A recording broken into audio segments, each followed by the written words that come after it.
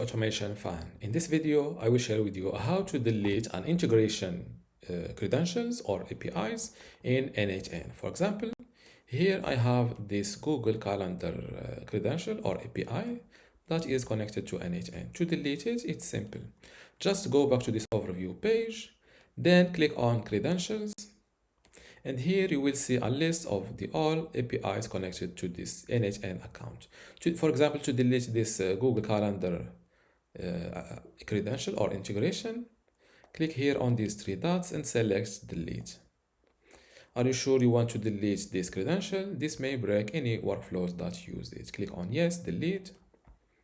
And now if I go back to the same workflow, to the same node, here there is no credentials. And this is how to delete credentials or API integration in n8n. If you still have a question, leave it in the comments below. And don't forget to give this video a like. Thank you.